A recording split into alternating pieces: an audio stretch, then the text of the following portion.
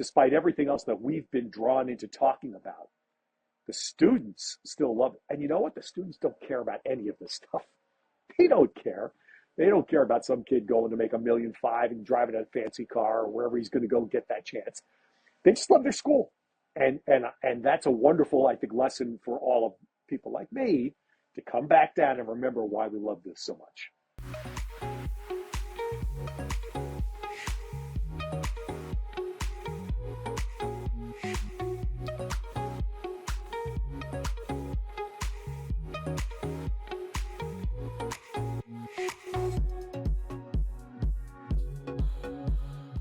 Welcome back, or welcome to Y Option. I'm your host, Yogi Roth, as always, joined by Jim Thornby. Week 10 is in the books. Week 11 is a big week, folks. We got not only great games, we've got the first CFP rankings reveal of the top 12. Also, I hear there's another piece of news that'll probably come out on Tuesday night, Jim, with the election. So with that, we're going to do what we've always done here, is be thoughtful. And as our friend on Substack, Dan Rather, always says, stay steady. So with that, Jim, how was your weekend? How are you feeling looking back as we begin to peak forward? You can't help but look towards what's happening on Tuesday. Yeah, well, I battled some sickness over the weekend. Saturday was a little brutal, but we powered through. I think this is cup of coffee number 4 of today, just to keep us rolling through this one. So we're all good. But yeah, I'm more interested to know what you got going on this week. Yeah, well, I will take you through that. Let's just set the table for today's episode. My beloved friend and partner, Ted Robinson, joins the show. He's a lead voice of the CW. The CW, of course, is not only broadcasting ACC games. They've done that for 2 years, but this year they are Pac-12 games with Washington State and Oregon State. He'll be on the Palouse this weekend as Washington State continues to make that case for the CFP. So pending what happens on Tuesday, Ted will be all over it this coming Saturday night.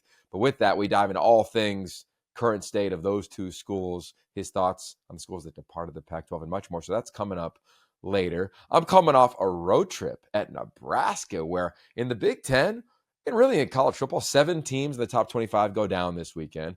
Road teams had a lot of success. Ohio State goes to Happy Valley, takes care of Penn State.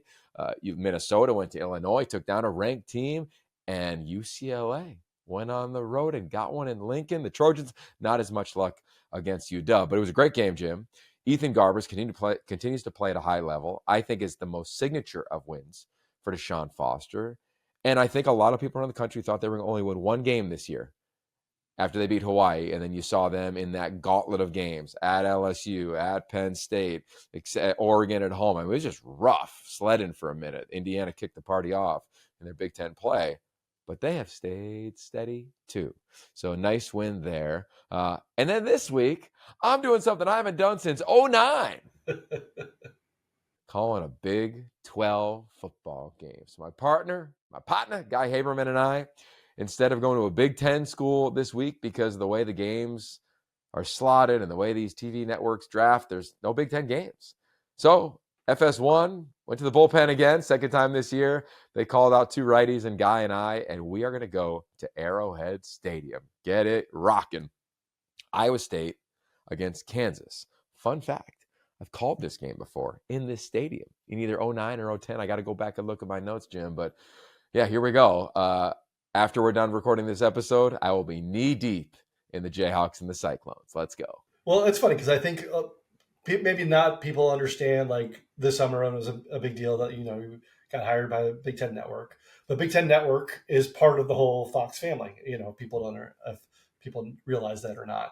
And so you are technically a Fox employee, even though you're doing games for the Big Ten Network. So I think, I think there'll probably be a lot of people this weekend all of a sudden just being like, wait, what? Yogi's doing a Big 12 game? What's up with that?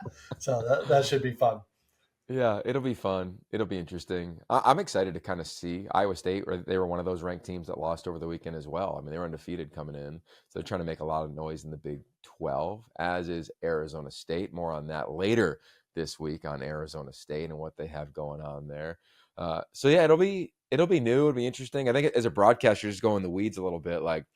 you kind of start from scratch, right? Like when I knew I was calling Big Ten games, I spent all spring studying these teams, all summer communicating with people within each one of these organizations, as you do, I think, just to be, at your best, or an opportunity to be at your best. And then, the season goes, and I've watched all the film on all the Big Ten games. I'm watching Big 12 games on TV because they're kind of interesting and fun, just as a football fan, like many of you, just like I would watch a lot of ACC games outside of Pitt. You just kind of watching if a good game is on. So I'm really excited about it. And for me, I was telling my wife, like, I have to be really disciplined as an analyst this week, because on one hand, you can overload yourself and try to study every game they've played, or you could try to be really strategic. What are the styles of play within each team? What opponents might mimic or mirror that style of play? What is the history among these two teams? And then don't forget what our guest today, Ted Robinson, taught me over a decade ago, which is go call the game. You don't call the prep. You call the game. So it'll be a fun element, because what you don't want to be, Jim, is I don't want to be exhausted and destroyed by the time I get to kickoff. Like, you have to have this pre-performance routine, to me, of the last 48 hours of recovery. So all day today has been Big Ten film. We will finish, and it will be Big 12 film. We'll be all in for the rest of the week. Get ready to learn Rocco Becht. There we go. Yeah, I think you're going to dig watching him. Not that I've watched a whole ton of Iowa State this year, but what little I have watched, he is one of those gritty kind of players I think you're going to dig. Yeah, well, Matt Campbell, remember, he was rumored at Washington. He was rumored at USC. He'll be rumored everywhere again. He took over for a guy who used to coach me, and Paul Rhodes, way back in the day at Pitt. Paul was the head coach at Iowa State. He gave one of the greatest speeches of all time, which is titled, "I Am So Proud." Check that out, because I think it's when they beat Nebraska in Lincoln. So all the circles kind of unite in a very weird way as we continue to talk about college football through the lens of the West Coast. So let's get to our awards. The Y Option Go, Go, Go Awards, presented by our partner 76.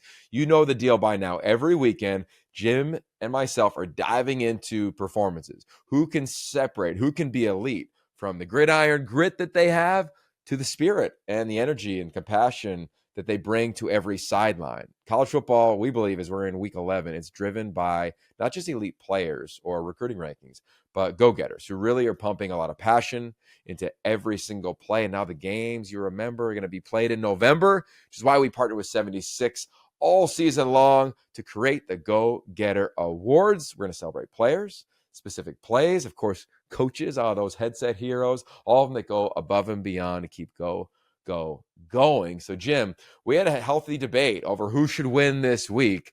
Where did Y Option net out with our Y Option Go, Go, Go Awards this week? Well, the 5-star QB, I think you already you mentioned him off the top, Ethan Garbers, beating Nebraska after what you saw the Nebraska defense did in the loss the previous week to Ohio State.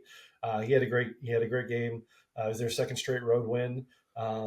Apparently, Ethan Garbers really likes playing these traditional Big Ten schools on the road, or traditional now with Nebraska and Rutgers. Now they've moved into the traditional bin of the Big Ten. Sticking in the Big Ten, go gone, Trayshawn Holden. We all saw what happened in the Ohio State game. He owned that moment, sat out the next game, got kind of slowly acclimated back in the Illinois game, and then come here, the game of the Big House, first possession, Tez Johnson gets hurt. They bring in Trayshawn Holden, and he delivers 6 receptions, 149 yards, career high.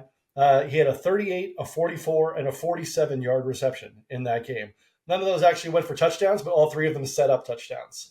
That dude, I mean, he's kind of is the definition. He is the definition of that dude at this point. Cam Scadamo, 274 total yards. I mean, there is a laundry list of what that list. Go read the newsletter, because it would take 10 minutes for me to explain every different thing that he wound up doing in this game. But just an incredible, once again, performance.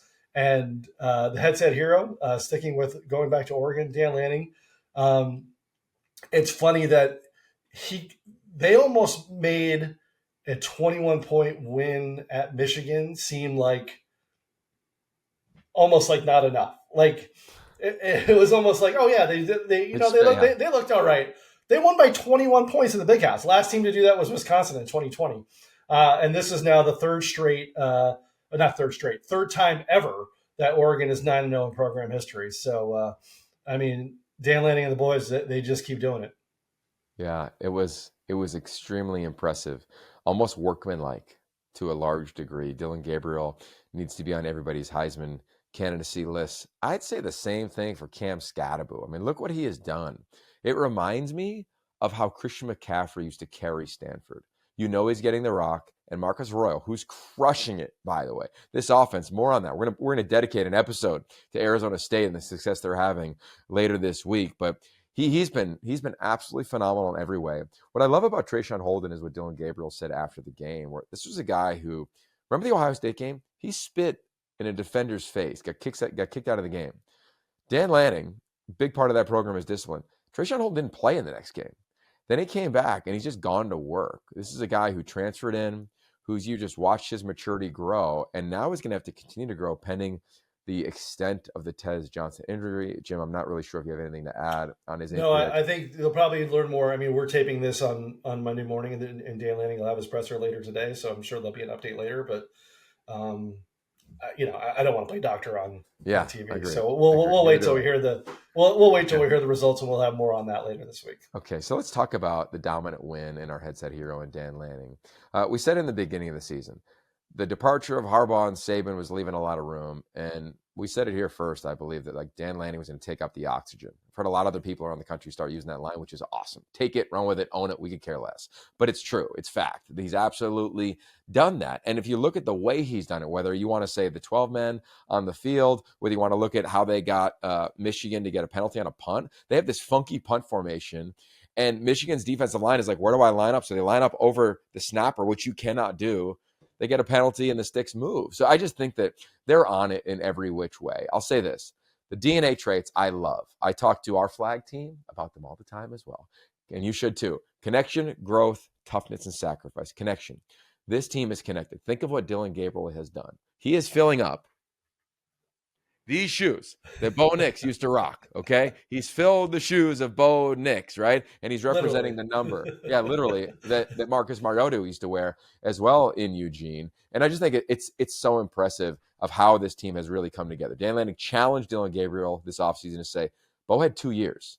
You got like 8 months. Can you compete to get connected with this group? He's done that in masterful ways. Growth. We talked about Trayshawn Holden. The growth is evident from a couple weeks ago to now. Toughness. They're dominating physically the line of scrimmage. They dominated a physical Illinois team. Same thing against Michigan. Michigan, one of the most physical fronts in the country. I get the quarterback thing, et cetera, et cetera. Michigan couldn't do anything. They didn't run the ball well. They couldn't do anything in the run game. Whether it was Alex Orji, the two backs they have, they struggled. They were dominated by the number one team in the land. And then sacrifice. You don't hear anybody complaining about touches. That's all I'm saying. And nobody complaining about touches over there. Like, it is a unique world in NIL for Dan Lanning to continue to have this team playing on the razor's edge. I cannot say the same about Georgia. Cannot say the same about Texas. Maybe. Texas is close. They'd be my number 2 team in America right now. Cannot say the same thing about any other blue blood team in the country right now. Just can't. Their most improved team in America are the Oregon Ducks. You heard it here. I don't think they're slowing down. Will they win the Natty? I don't know. It's going to be hard to win 3 or 4 in a row, especially got to play Ohio State once, maybe twice. But they are solidified on the first Tuesday here in November. That's pretty important on a bunch of levels. They'll be the number 1 team in America. Yeah, and we're starting to see that that Big Ten race start to crystallize a little bit here now with Ohio State getting the win at Penn State, which was like it was almost like carbon copy of the year before and several years before of just another brutal, tough loss for Penn State. What is it now? They're 1-10 against Ohio. James Franklin's 1-10 against Ohio State, 1-13 against top 5 teams. It's funny. You start to see people's like, oh, James Franklin needs to go. Like, yeah, he struggles against Ohio State. Everybody struggles against Ohio State. I don't know, other than maybe bringing in Nick Saban out of retirement, like who's coming in there and getting you over the hump of Ohio State. Now, nobody wants to. I'm sure nobody in Penn State wants to. The fans don't want to hear that. But in some ways, there's some realism to that. But then between that game and then Indiana absolutely putting it on Michigan State. I mean, what was it? It was 10-0, and then they scored 47 in a row. on them because that was the first time that Indiana had trailed all year, and then they just went, "Wow, Curtis Rourke was back," and it's not a great way to compare these three teams, but now Ohio State, Oregon, and Indiana, all three of them have now played Michigan State. Indiana scored 47 points. Ohio State scored 38 points. Oregon scored 31 points. So it's not to say that Indiana is better, but I think they all belong in the same conversation. I mean, I think Indiana is proving that they belong in the conversation with these other teams. Proving it, yes, and it's been proven. Look, let's just say that game if you want to play that game, and which is fine. Michigan State moved the ball on Ohio State 3 times inside the 20 their first 3 possessions. They jumped up to a nice 10-0 lead against Indiana. Nothing after that. They had no shot in the Oregon game, and they moved the ball down the field. Oregon turned one over in the red zone, I believe. Memory serves me right. But my point is that, like, if they had any other logo, they'd be sitting at number 2 in America right now. They've drilled everybody. They've drilled every team they have played. They have drilled them. They've won every which way. This past weekend was the first time Indiana's allowed a point in the first quarter. A point in the first quarter. So I'm just saying. When I hit the mic, I was so like, yeah, like it's a away by point, right? For real. So here's where I'm netting out on it. And this is going to sound crazy because Indiana hosts Michigan this weekend. It's going to affect the West Coast here. Just hang with me here. Then they go to Ohio State, I believe, to a couple weeks later. Oregon has another road game against Wisconsin. They play their rival, of course, in UW. They got another game. Help me out. Who they have this weekend? Minnesota, right? Yeah, they have Maryland this weekend. Oh, Maryland, that's right. Yeah, they should win. I'm still getting used to all the M schools. Oh, good. I'm here for you. Maryland, Michigan, Minnesota. Okay. Ready, set. Use French fries to go. Yeah, oil from French fries.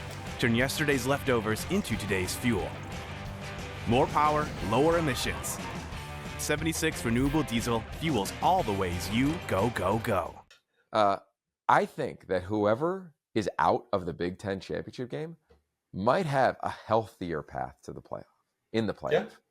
Yeah. All 3 are probably going to get in, especially if they win out, right? Of course, right? And even if the undefeated stumble, if Oregon stumbled, if Indiana stumbled. Indiana's probably on paper the most likely because people don't believe in what I just referenced, how they're dominating people. They have a chip on their shoulder. My last point on this, because I think it's important to note around the coaching cycle that will begin. Okay, I talked to a couple coaches earlier today. You look at them on defense, they have one player that came out of high school and went to Indiana, impacting that defense. You look at offense, the offensive linemen, a couple of them on the offensive front, and one receiver among the 6 that they rotate. My point is that these guys have an edge. They were told their whole lives they weren't good enough. Recruiting lives, you aren't good enough. They're playing with an edge. They've connected at an elite level. They got a really talented quarterback. I love their scheme. Hail to Pitt, Mike Shanahan, Tino Sinceri, Brian Haynes on the other side. On the defensive side, they're getting after people. It's a model of getting chip on the shoulder players to come play for you in year one.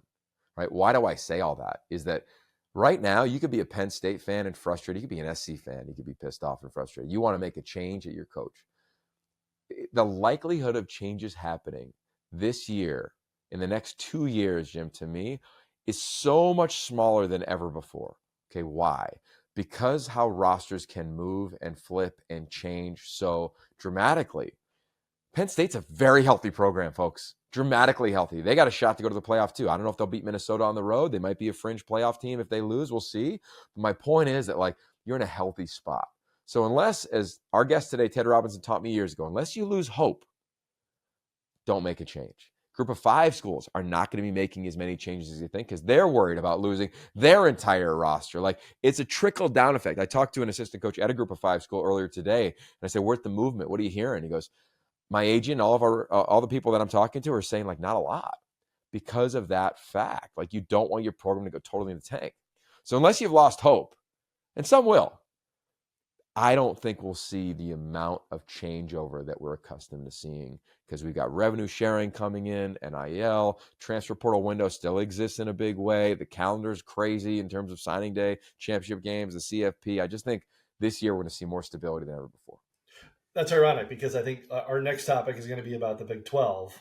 And the two teams that really took advantage of that, maybe that was really a narrow window of a time of where you could do that, are Colorado and Arizona State.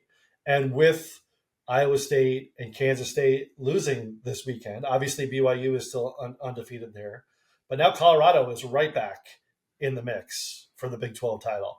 And Arizona State is kind of sneaky in the mix of like, I don't think they're going to be the one seed in that game by any stretch of imagination. But depending on how everything falls the rest of the way, they could backdoor their way into that game. They're in the conversation. That's what's going to be fun about the committee of like how much value is put on super leagues. They would say none. Of course they would say none. But there's also a human element that is in every part of our lives. So that's what I'm most intrigued with. Like, where's Indiana ranked? I think they're playing as high as anybody, as well as anybody. But then you go to the other side and you're like, all right, where's Washington State ranked? Where's Arizona State ranked? Where's Colorado ranked? Where's BYU ranked? Like, that is a unique part of it. Because I would love, because the Big 12, we've said it for months now, they remind us of the old Pac-12 when everybody was beating on each other. And the rest of the country really didn't pay any mind. They're like, oh, well, that league's done. It won't get one of the 4 spots for 5 major conferences. Well, that thankfully is gone. That was ridiculous in and of itself. Now you got 12 spots. Champion's going to go. Yep. So how do you feel about the other team in that regard? Exactly. Okay. Tell us why it's a great weekend, because Washington State didn't play a snap. But why was it a great weekend for the Cougs? Yeah, it's funny. And it's kind of all these things kind of mixed together here. So you look at, obviously they didn't play, but we just mentioned Iowa State losing, mentioned Kansas State losing, Clemson losing, losing, even Texas A&M, Illinois to lesser extents on both ends of the equation there. So as far as teams that would have been or maybe still be ahead of them in these first CFP rankings that come out on Tuesday night, that margin is at least narrowed. Well, they're going to wind up being ahead of some of these teams now that they may not have been previous to this weekend. And then you look at, for their own resume, Washington beat USC, Texas Tech, which is going to be like a big win for them. They got one of those Big 12 upsets, and then Boise State continuing to ascend. Boise State is at the point now where they're going to stop being talked. I saw somebody like complaining on Twitter, is like, why does everybody in their pool keep putting Boise State as the 12 seed? Like, if they keep winning, they're not going to be the 12 seed. Like, they're going to be 11 or 10, or depending on what happens in the Big 12 and the ACC, they're going to be the 4 seed. Yeah. Like, that's not out of the question. But again, all that stuff is all good news for Washington State's resume, because as those 3 teams continue to win, the 2 victories over Washington, Texas Tech are going to look better, and the 1 loss to Boise State is going to look better. So, Coug fans, I know it's tough for you to root for the Huskies, but it's in your best interest to root for the Huskies as far as advancing as far as you can into the postseason, to get to the postseason. Yeah, I'm so intrigued what the committee does around 12 best or 12 best bodies of work. I really just think it's important, right? Like, is it 12 best right now, and then you just credit USC's win over LSU, which then does that discredit Washington's win over USC, and how does that impact Washington State's win over Washington in the Apple Cup? Like, they shouldn't be discrediting those, but we'll see. And then do they play matchups? Do they say, okay, well, how would Arizona State deal against SMU, let's just say, or Miami, or whoever, either wins or loses their conference title game? Because that's what we're really talking about, is the loser of conference championship games against the Cougs. That's going to be the debate. And then in the Big Ten and the SEC, because this is how it's going to go, folks, the 3 or the 4 team, because one of those leagues may get a 4th team in. I think it's pretty safe to assume they'll all get 3. Okay, Jim, let's talk. You got a game for us. Take us through this game before we get to Ted Robinson, our guest for today. Yeah, so we were talking about the playoffs there. Oregon obviously in really good position for that right now. We just talked about Colorado and ASU. Who knows that maybe they can sneak their way in the back door through winning the Big 12 title. Washington State, we've just kind of made the case of why they are still in the conversation. So those 4 teams are already all bowl eligible. Stanford is the one former Pac-12 team that has already hit 7 losses, so they are not bowl eligible. Won't be bowl eligible for this season. The other 7 teams are all between 5-4 and 3-6. So they all need to, get on it here this last month to be able to be in the bowl. So I want to take you through each one of these teams. I'll give you their schedule. Okay. And you let me know if you think they get to each one of these teams gets to at least 6-6. Okay. So we'll start with the 5-4 Washington squad. Now they have a brutal schedule down the stretch here. At Penn State, home against UCLA, at Oregon. Do they win at least one of those games? And the UCLA game is on a Friday night, coming off of not big noon, the whiteout, which is at night against Penn State. I'm going to go with yes. I think they'll get UCLA at home because of the UCLA stretch that they have. They've got Iowa on a Friday night.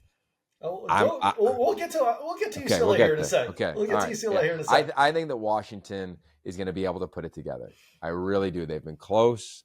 You could argue they almost gave it away with 12 men on the field, which is ridiculous on a late game. They're about to ice the game, end the game, and all of a sudden they get a big penalty, gives SC another shot. But I don't think they win the Penn State game. I think they'll give Penn State a scare, though. I really do. Penn State has not impressed me a lot this season. I think they've played to their opponent a bunch of times. And that'll be a hell of a game. We'll see how UW can get. I think they'll get somebody. They won't get Oregon. I think they'll get one of the next 2. All right. Then we got 3 teams here at 4-4. Cal, Utah, Oregon State.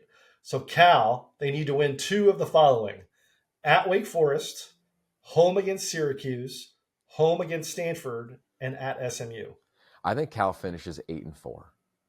So yes. Okay. I like that. All right. Utah, 4-4. They need 2 of the following 4.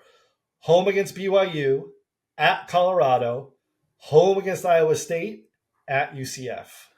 Utah, of all the teams in the Pac-12 to impact me, I don't think anybody ever impacted me more so than the fan base at Utah. They're at least in the top 2, them and probably Washington State. I mean, love that place. But for whatever reason, it just hasn't been clicking. Defensively, missing too many tackles. Offensively, Andy Ludwig no longer there, resigning. Of course, they don't have Cam Rising. What do they do at quarterback? I want to answer this again next week because they're coming off a bye. They get their best game against BYU. But if I had to answer it right now, I'd say no. I don't know where I see a win in those 4 games, especially after the way UCF played at home against Arizona over the weekend. I would agree. All right, 4-4 Oregon State has San Jose State, at Air Force, home against Washington State, and then at Boise State. So they need 2 wins there. I think they will. I think they're going to get the next 2. I think that's their best shot. I think they'll give Wazoo a great scare. I think they'll be the healthiest. They'll just keep getting healthier and healthier and healthier. But I think they get the next 2. But they have to run the football. And they have to slow down the aerial attack of San Jose State this weekend, which is a strength, at least schematically, I think, of this defense. They have not been great all year. We know how banged up they have been. But I think they'll get some guys back, especially in the secondary. We'll see if Jaden Robinson comes on back. I think they can get 2 more. All right, then we get 4-5 USC. They need to win 2 of the following 3 games. Home against Nebraska, at UCLA, home against Notre Dame. My gut says yes.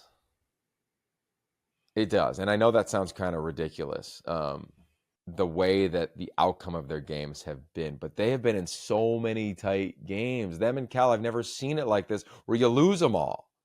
I just think that the opponents will not allow this team to lose focus and say, screw it, we're not a playoff team like we thought we were after week 1.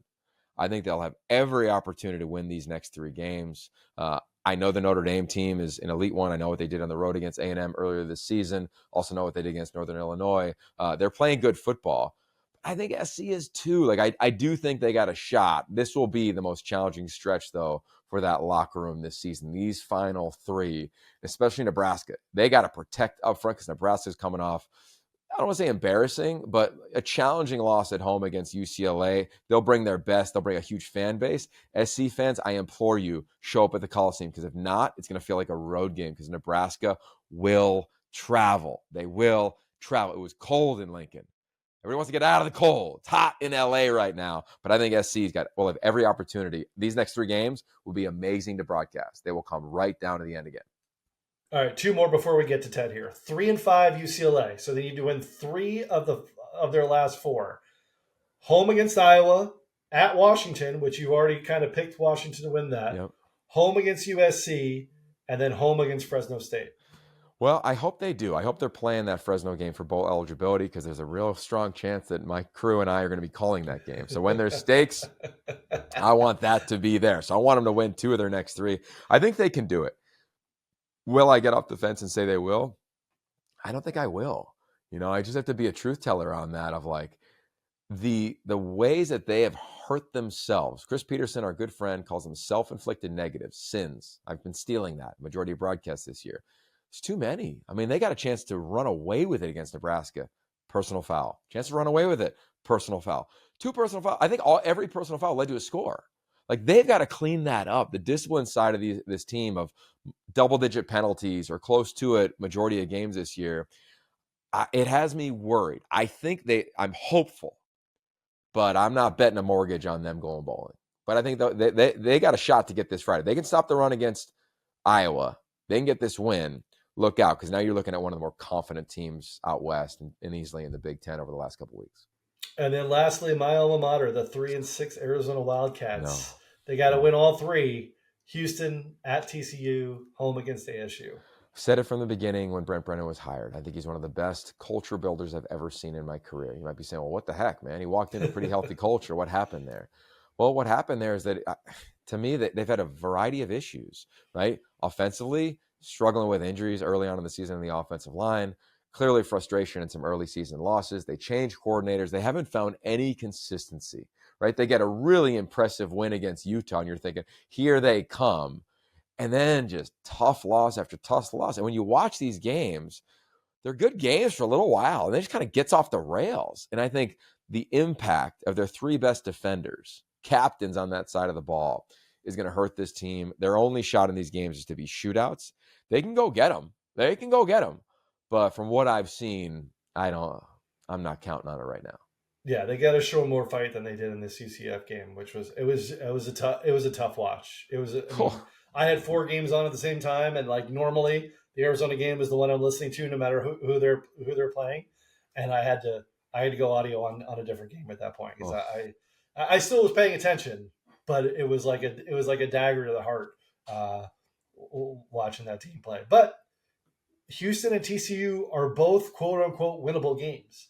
And then if it comes down to like you're playing ASU for bowl eligibility and whatever ASU, like that game never, that's the most, I mean, obviously I'm biased. It's the most underrated rivalry in college football. No doubt. I've called that game a few times, and all the times I've called it, I think the underdog won it. So you're exactly right. Like they'll be keyed up for that. I hope they win. I think they can beat a Houston team. It won't be a great crowd. It'll be decent, but it won't be what it could be. They go to TCU, place will be bonkers. They can go get TCU. Like they're capable of doing it. We just need consistency from this team. They haven't had it. It's been disappointing to watch. But again, like a lot of these teams that are on this list, I love this list. It's a great game. We should play it again next week based on what happens, man. I believe in every one of the head coaches of these teams. I go back to what Ted Robinson taught me, who's our guest upcoming here in a minute, about when you don't believe in somebody, or when you're curious, should school make a change at the head coach? When they lose hope is when it's a yes. UW year 1, of course, no. Cal, they've got hope. Utah, they're always going to believe in Kyle Whittingham. Oregon State year 1. USC, I still think they have it. UCLA year 1, they're coming off a high with that win. Arizona, it's year 1. So I think they all have that element that is necessary to see if you can get yourself to the postseason. Tell you what, I didn't have to hope, though, that Ted Robinson would be an elite guest. He's always special and dynamic and so informative. He's one of my dearest friends.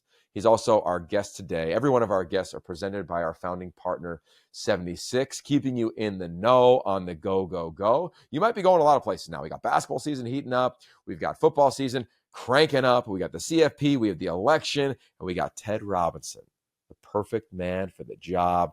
This week, enjoy a conversation with a man who truly has changed my life. As we referenced, it is an honor, a great honor, and it was a great gift to spend so much time with Ted Robinson. He comes back to the pod. Ted, you know how I feel about you. I see that backyard. I wish I was with you right There now. you We go. recorded. You Yes. you recognize this setting, don't you, Yog? Well, it was our first podcast together ever. We've done, I don't know, hundreds since then, but it was my first year as a broadcaster with you, and you changed my life. I carry you every single day as a father and a husband, and every Saturday as a broadcaster. And now we get to have you on the pod, man. So once again, how you doing? Well, Yog, it's great. I'm representing. I must say, I watched probably most of the fourth quarter, a good part of the second half, at least, of USC Washington the other night. And outside of the, just surreal absurdity of seeing this game with Big Ten stuff all over it, where were you? The game was screaming for Yogi. So I have to tell you that. I say that with all intent to praise you, because it wound up being a nice and, of course, a terrific win at the end for Washington. But the game needed you, Yog. It was Pac-12 football. Yeah, it really was. We had Nebraska UCLA, which was not Pac-12 football. It was like a great non-con game, right? We've seen that game before, right? Then remember Nick Pasquale and everything that they went after losing him as a teammate in 2013. I mean, there was some history there. But after the game, I drove to the hotel because you couldn't get out of Lincoln that night or out of Omaha, and tuned into, of course, the SCUW game. It's the only game on, at least that I was really interested in. It's been awesome, even better than I thought, to be involved with the games that Oregon State and Washington State are playing on their home fields that are being televised nationally on the CW network, because it just reinforces what is wrong with the current state of college. We all know that. I'm not going to relitigate anything, but we understand the insanity of what's going on now. And to see the two fan bases of those schools kind of mobilize to support their teams, to see the facilities that both have.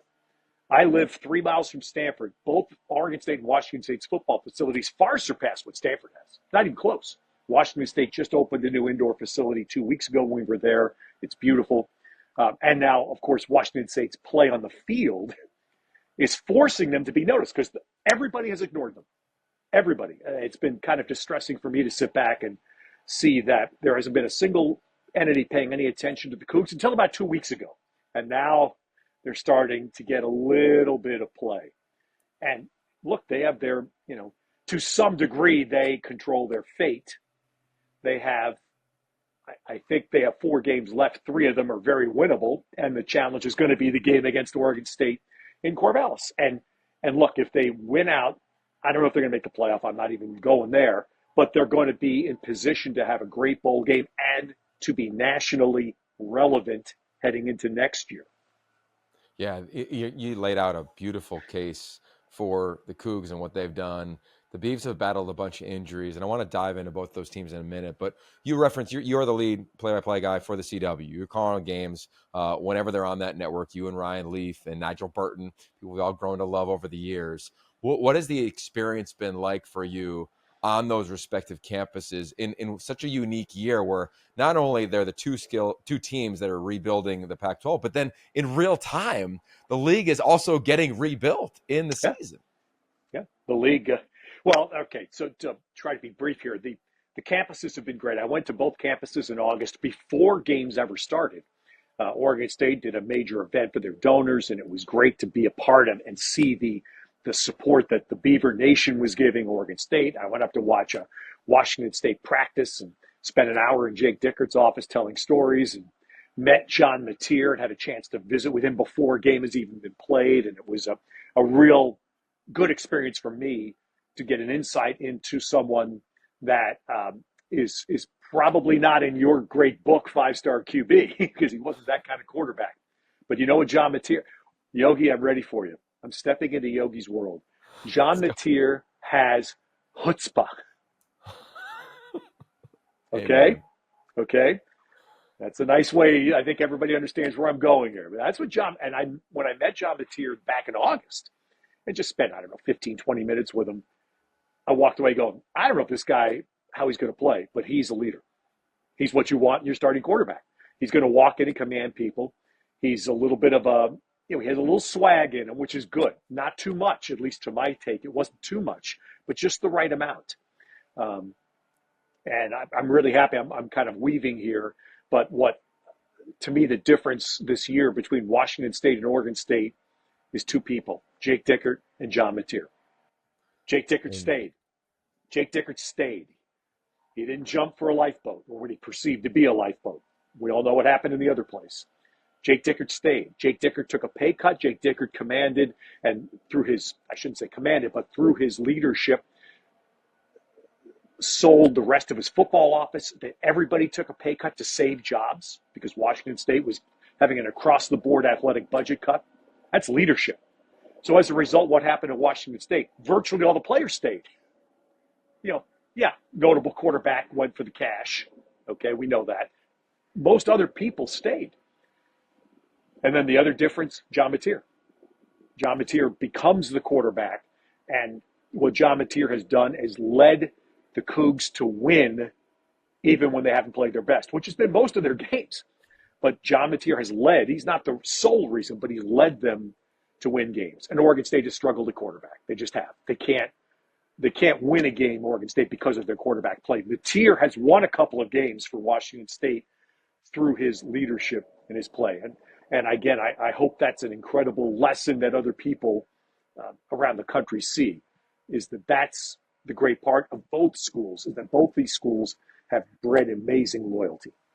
yeah, they really have. It's interesting. We had John Mateer on the pod last week, and he clearly remembered where he was ranked, 119th Yeah. in the quarterback rankings. But it was different than a lot of the players, in my eyes at least, that are ranked low and then overcome everybody else's expectations or lack of. He doesn't seem to really care a lot about it. Like, we know that it's there, but he's got bigger things to focus on. And I think that's been the thing that I've noticed, Ted, from afar this season, is that last year it was like Cougs against the world, screw everybody, we're getting hosed, this is jacked up. This year, it seems like the focus is all on themselves. Have you felt that over the course of calling games there this season? Yeah, they have. I mean, I think, look, both schools had the same mindset. It's just different circumstances. And you touched on it. Oregon State was ravaged. I mean, Oregon State was ravaged by coaches running out, by players going for cash, and left themselves thin in the offensive skill positions. Their entire identity was built around running the ball, which we've seen forever. Oregon State for 25 years has had a really good running game, and they had a two-headed run game until Colorado State. Jan Griffin got hurt, hasn't come back. Don't know if he went. We're in that world where no one tells you anything about injuries anymore, so I don't know if Jan Griffin's going to come back. But the two-head run game with physical play was their identity. They smashed Purdue with it, a Big Ten school. It just hasn't been the same since. And they're just thin. They can't afford on defense injuries that they've suffered. They just don't have the manpower. Even with that, the Bees have a chance to win 6 or 7 and get to a bowl game. Given what they lost, both players and coaches, that would be a wonderful achievement.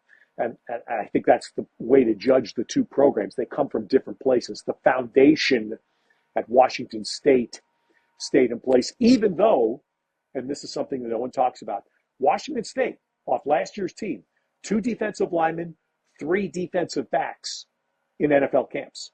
Yep. Okay, that's half your starters were NFL players, gone. They've had to replace them. And Washington State has struggled at times on defense, most notably against Ashton Genty. I mean, they couldn't tackle him. It was tough. They're not the only one, but that was a particularly rough game for the Cougar defense. And despite that, here they are sitting with 1 loss and a chance to play themselves into a significant spot in December, January. Let's talk about a couple weeks from now. I believe you'll be doing it when these two teams face off against one another. What do you anticipate around the feel for this game? It's always been a competitive game, whether it's been in Corvallis or in Pullman, but now it's so unique of circumstances with the two teams playing football in the Pac-12. And I'm just kind of curious the vibe that you think will enter that game, because there might be some huge stakes if the Cougs continue to win, or the Beavs, to your point, are on the cusp of bowl eligibility. Yeah. I mean, obviously the stakes could be much larger for the Cougs, but they'll be feeling both ways. Look, they're comrades in arms in one sense. Okay, so and they're going to be going head to head. They're playing twice next year. I don't know how many listeners know that, because next year is this odd year where the scheduling alliance with the Mountain West was gone. Bad decision by the Mountain West. And it's a year before the revived Pac-12 starts. So both teams have had to scramble to find games. They're going to play twice next season. But this game will have atmosphere. I mean, the Beaver students have been great. They're clearly going to want, it's almost like brothers-in-law playing against each other. They'll shake hands and hug at the end of the game. But for the 60 on the field, they're going to be going at it hardcore. And I've got to say, that's the other thing. And I haven't seen it. I've done 4 games so far, 2 at each school, and really haven't had that atmosphere yet. But there was a couple of weekends ago, Yog, when games ended. I think in 24 hours, you saw Dan Lanning get swallowed up by the students and Autzen, Kenny Dillingham going crazy after a win in Tempe, and I think it was the Boulder students. And by that time, Dion was back in his palatial office there, but the students charging the field. And I watched 3 of these in 24 hours, and I said, that's why we love college football, because that's still what happens. Despite everything else that we've been drawn into talking about, the students still love it. And you know what? The students don't care about any of this stuff. They don't care. They don't care about some kid going to make $1.5 million and driving a fancy car or wherever he's going to go get that chance. They just love their school. And that's a wonderful, I think, lesson for all of people like me to come back down and remember why we love this so much. Amen. I mean, you think about like revenue sharing, which is going to be a reality here pretty quickly. Maybe that just brings everybody back down to earth just a little bit, because there is a relative potential playing field. So I want to ask you about like the teams that, left the Pac-12, right? Oregon sitting on top of the college football world today. Stanford in your backyard, as you referenced earlier, struggling. Cal has had highs and had a bunch of lows and tough losses. SC, I think they would be sitting the same position if they were in the Pac-12 as they are in the Big Ten, just because I think it's always has been competitive for them and they've been tight games at the end. But I'm kind of curious, as you've sitting back calling games on the CW this season, and you've looked at Dillingham do his thing, you've looked at Colorado, you've watched Utah not do what we thought. I'm wondering just your lens on those teams that departed. Well, and honestly, I haven't paid much attention. I mean, I've noticed the scores and I read stuff. I haven't been able to watch very much. I've wondered a lot, especially in the last month, with the amazing work that Teresa Gould has done to rebuild and revive this conference. And it's the 5 schools that are coming in for football, basically the 5 best out of the Mountain West. And then Gonzaga was a home run. That when we spoke 2 years ago, Yogi, I hammered you in your ear about this. I said, if you want to make, and this is when the prior commissioner was in charge, and I said, you want to make a national statement, go get Gonzaga. I don't care about football. Just you send a message that you're still here. And Teresa Gould did it. And Teresa did it through personal contact, personal relationship. Awesome job. So, the vibe around reviving the conference is wonderful. And why I bring that up is it's caused me to think in the last month, I wonder if any of the people who ran have had second thoughts. Now, the first school that jumps into my mind is Utah, because I know, and Utah didn't want that. Utah was a reluctant follower when a couple of other named schools bailed. And that's sad, because they didn't want it. They understood. I wonder with who's coming back in this league, and particularly because the new league is on paper an outstanding basketball league.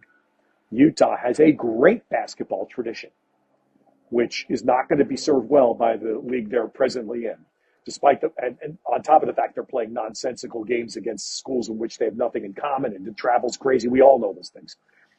But I wonder about the regrets. I was driving the other day, and I listened a little bit to the terrific Brian Jeffries calling Arizona football at Central Florida. And I'm just laughing. I'm going, this is silly. I mean, it's just silly. It makes no sense for that game to be played. There's not one rational, intellectual argument anybody can make for that game being played, other than a random early season non-con game where you're doing a home and home, if that's something that moves you. But as a conference game, it's absurd. And so, anyway, it's caused me to wonder if some of the schools would have second thoughts. I live, as you said, I live in the shadows. People know of Stanford. I worked there for 13 years.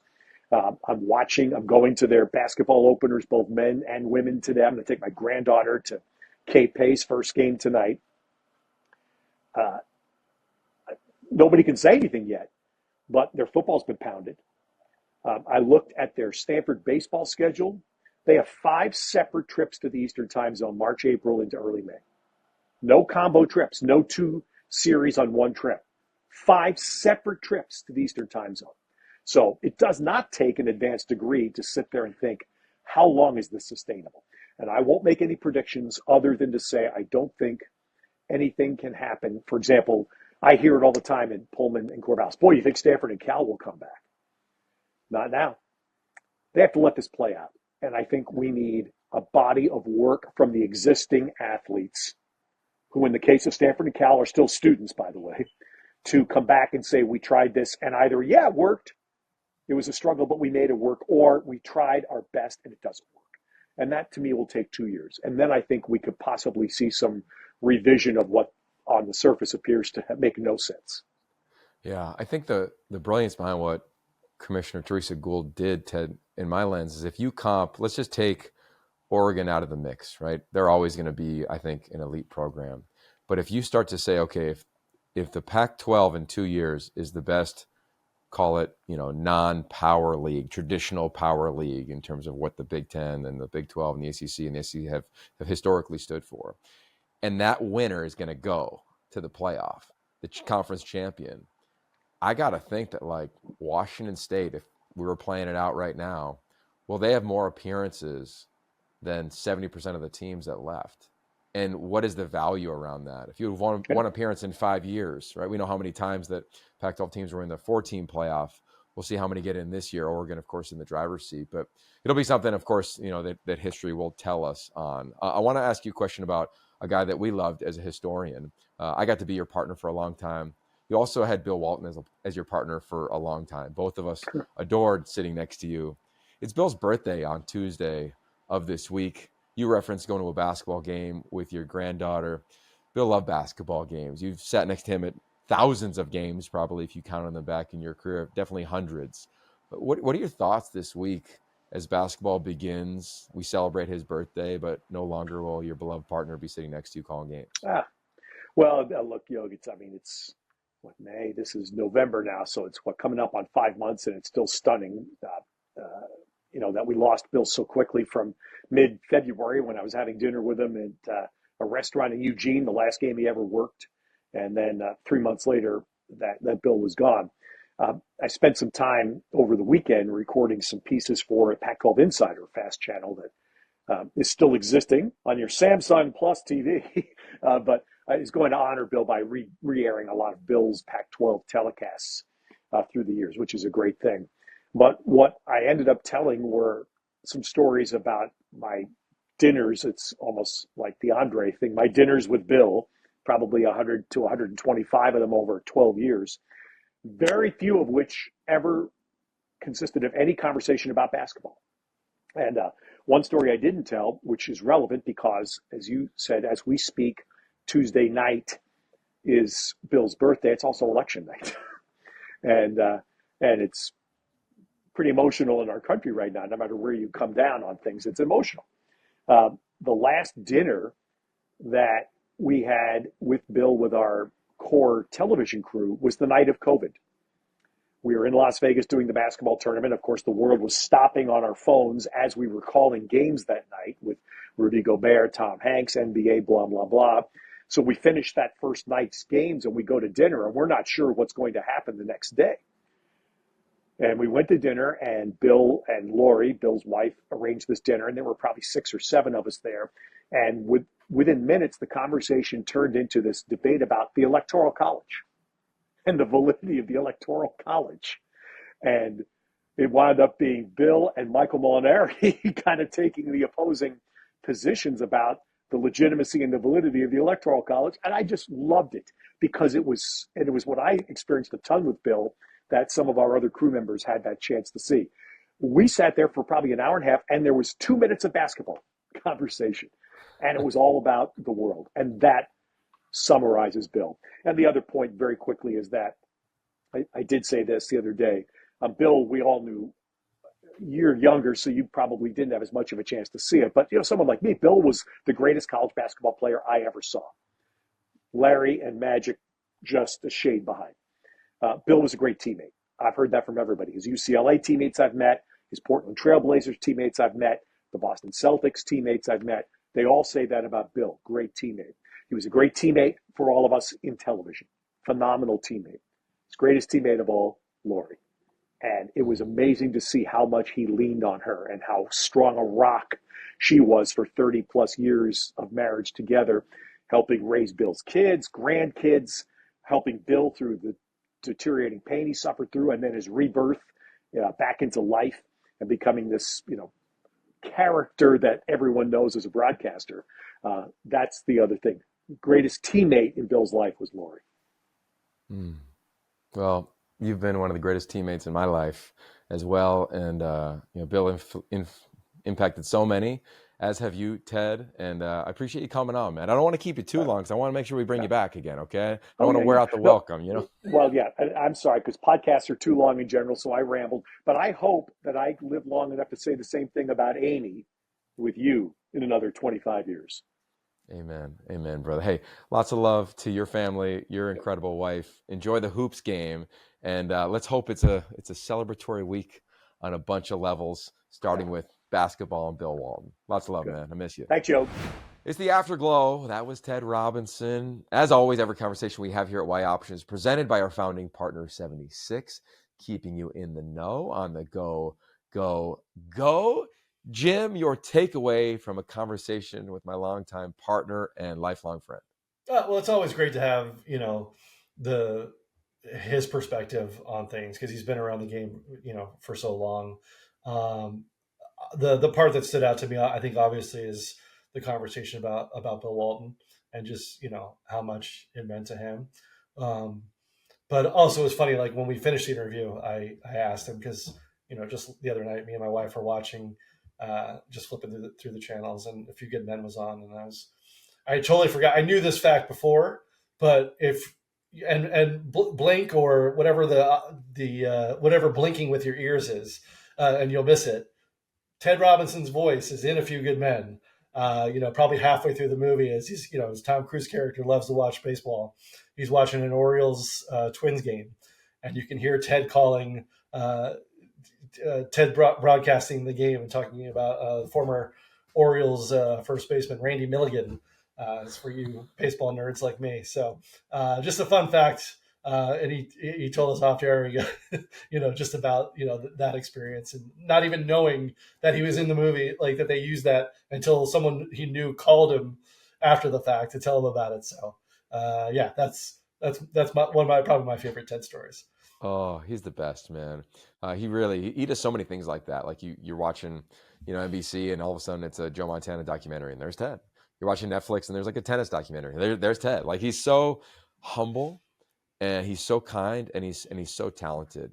If you want a fun listen, go way back. It's probably like 7 years ago. Had him on the podcast, and really got to learn a lot about his story and how his story got going in broadcasting. I mean, he was, that rock star 26-year-old calling Warrior games and A's games, then eventually Giants games, and then Twins games and Mets. Like he really has a beautiful story, and he really has poured into me in so many ways around the craft of broadcasting, but also the art of being a father and a husband amid the craft of broadcasting. I'm so glad we got to have him on. And I'm so glad for Oregon State and Washington State, you get to still have his voice on all of your broadcasts. He partners with Ryan Leaf and Nigel Burton. They'll be on the call this weekend. Washington State, they got a fun one at home against Utah State. And I know Utah State a little bit. Jim, we had them against USC. I think it was week 2 of the season. So that will be a competitive game. They'll bring their very best in that regard up to Pullman, as will Ted and company on the broadcast. A big happy birthday to Bill Walton on Tuesday of this week. I loved your point, Ted's conversation around him and the impact that he had around all things life, not just all things basketball. So everyone will be thinking about him, be thinking about the playoff, surely be thinking about the election. So with that, the way we began it, Jim, I'm going to end it. No matter where you are, what you're doing, this coming Tuesday. Stay steady. Peace.